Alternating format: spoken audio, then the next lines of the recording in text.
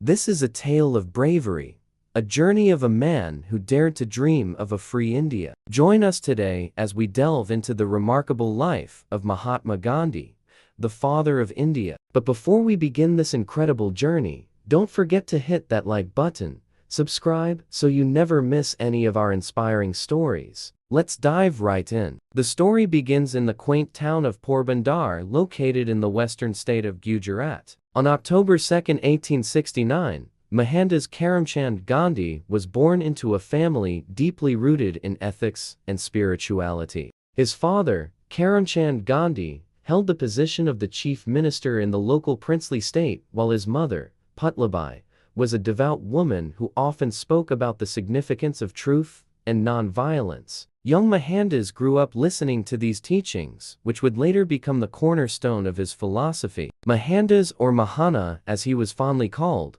was not your typical child. He was introverted, preferring to spend his time in solitude, away from the bustling crowds. While he wasn't the brightest student in school, his teachers recognized him as an honest and diligent learner. Even as a young boy, he exhibited a strong sense of justice and fairness. Once, he even wrote a detailed essay titled, "Stealing is Wrong," after he found himself unable to resist taking a piece of bread, despite knowing it was wrong. Later, when he moved to Johannesburg, South Africa at the age of 18 to pursue law, his sense of morality was put to a significant test. Despite being a vegetarian, he continued to eat meat in order to survive. However, this came to an end when he joined the Vegetarian Society, an organization dedicated to promoting vegetarianism. There, he found solace and affirmation for his beliefs, stating, "When I joined the society, I felt as if I had come to an oasis in the desert." During his stay in London, Mohandas immersed himself in the city's vibrant atmosphere while staying true to his roots. He explored various parts of the city, including Harrods and Hyde Park, all the while maintaining his commitment to truth and non-violence. It was during this period that he began reading extensively on diverse topics, including religion and philosophy. This intellectual exploration was not merely academic for Mohandas. It was a spiritual journey that profoundly influenced his worldview. He studied religious texts such as the Bible and the Bhagavad Gita, as well as philosophical works by renowned thinkers. Notably, his engagement with Buddhism left a lasting impact on his life. In fact, he adopted the title Mahatma, which means great soul, inspired by Buddhist terminology. However, it was his experiences in South Africa that truly ignited his passion for social justice and marked a turning point in his life. Upon arriving in South Africa, Mohandas initially faced challenges due to his race and skin color. In 1893, an incident of racial discrimination on a train profoundly affected him. Despite holding a first-class ticket, he was forcefully removed from the train compartment reserved for white passengers. This unjust treatment deeply disturbed him, prompting him to question his role in the face of such blatant prejudice. At that pivotal moment, he grappled with the decision of either returning home or actively challenging the prevailing racial dynamics. In an autobiographical reflection, he recounted his internal struggle, stating, "My blood boiled. Should I submit or should I offer resistance?" Ultimately, his inherent sense of justice and his upbringing led him to choose resistance. This event served as the catalyst for Mohandas to evolve into Mahatma Gandhi, the iconic leader of India's independence movement. He channeled his experiences and emotions into his philosophy of Satyagraha, a term coined by combining the Sanskrit words satya meaning truth and agraha meaning force. This concept became the driving force behind his campaigns for civil rights and racial equality in South Africa. Gandhi employed nonviolent resistance as a powerful tool to challenge racial segregation and discrimination. Through peaceful protests, boycotts, and civil disobedience, he and his followers demonstrated the strength of their convictions without resorting to violence. His leadership and unwavering commitment to nonviolent resistance gradually gained international attention and support, shedding light on the injustices faced by Indians in South Africa. After 2 decades of tireless work in South Africa, Mahatma Gandhi returned to India in 1915, eager to contribute to his homeland's struggle for independence. However, he was disheartened by the widespread poverty and misery he encountered among the Indian masses. Farmers, laborers, and the underprivileged were enduring immense suffering under the British Raj. Determined to make a difference, he embarked on a series of campaigns aimed at uplifting the marginalized communities and fostering national consciousness.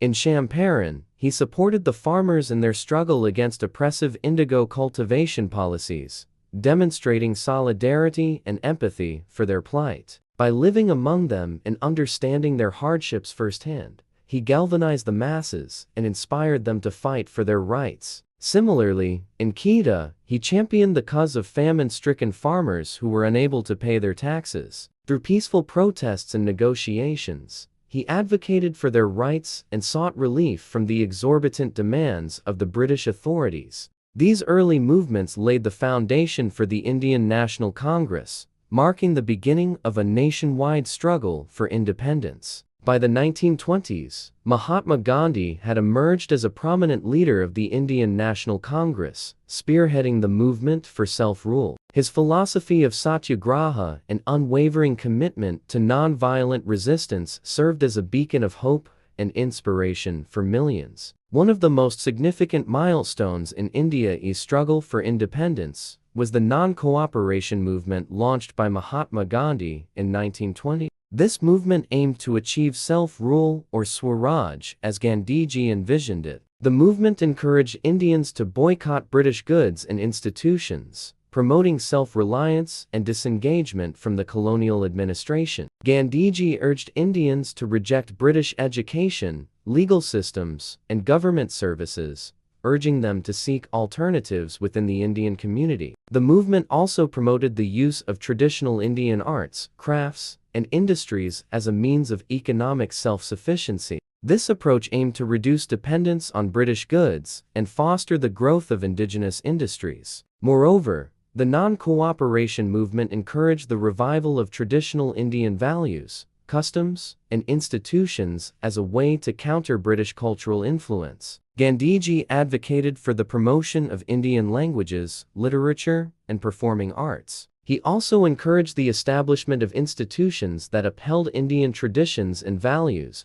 such as schools, hospitals, and credit societies. One of the most symbolic acts of resistance during the non-cooperation movement was the nationwide campaign to boycott foreign cloth. Gandhiji called for Indians to abandon the use of imported textiles such as British cotton and linen, and instead embraced the use of locally produced Indian textiles such as khadi. He emphasized that producing and wearing khadi was not just a matter of personal choice, but a form of active participation in the struggle for independence. Furthermore, the movement promoted the idea of Swaraj or self-rule at the village level. Gandhiji believed that true independence could only be achieved when the villages of India, the basic units of Indian society, were self-governing and self-sufficient. He encouraged the establishment of village-level institutions that could address local issues and promote the welfare of the community. One of the most iconic events associated with the non-cooperation movement was the Salt March or the Dandi March of 1930. Led by Mahatma Gandhi, this 240-mile walk to the Arabian Sea coast was a symbolic protest against the British salt tax.